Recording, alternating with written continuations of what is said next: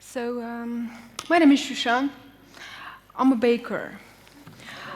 I've been baking news, therefore information, therefore a bit of reality every day the last 6 years. I used to believe my baking helps to save the life of millions of people that suffer from hunger for information all over the world.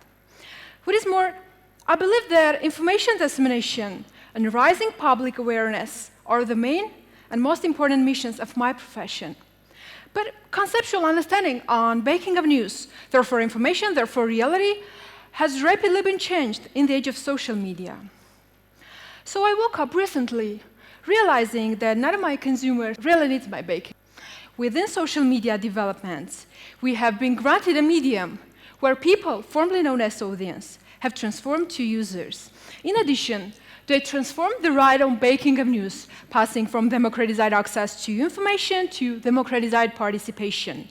So your Twitter update in 140 characters about your community matters. And it matters more than my new baked article about state policy. That's a clue. But I decided to go even further. Look, since every generation has its own revolution, and since every revolution has its message that impacts the way we think and behave, I just put together two main messages of two recent generations. In my view, generation of my parents was struggling for liberalization, which was a public right to know. So they were struggling for information, but which was obtainable only through media industries, and which was always intimately connected to state power. Reality was the information presented as reality by mass media. In the age of social media, my generation successfully transformed the right on baking of news. And public right to know is that individuals' participation. In a way, freedom of media now is that internet accessibility, and freedom of speech transformed to contribution and sharing. Democracy was a right. Now it is an action. So all you have ovens. You are empowered with ovens to bake, distribute news, therefore information, therefore reality. Well, don't you? This is a great challenge to my baking future.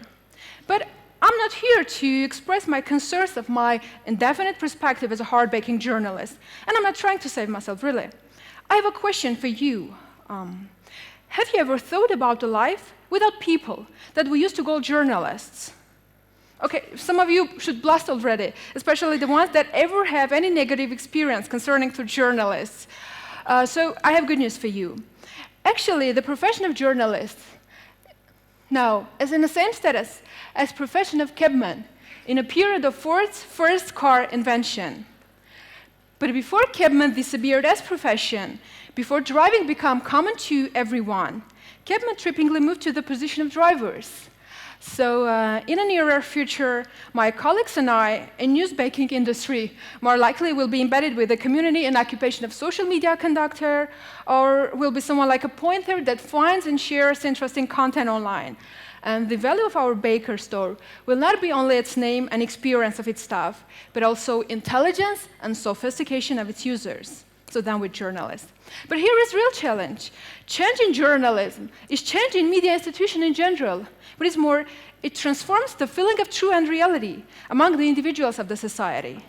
While we've been glorifying social media, we dangerously adopted the understanding of information and reality that we used to explain ourselves to ourselves. Now the social media effortlessly records what we do with it. It measures our behavior, where we are located, what we are interested in, what we are searching for, clicking on, turning to, right now. Searching on web is already individualized. The intellectual machine decides for us what we should know about certain word or topic. News on web, again, individualized everything.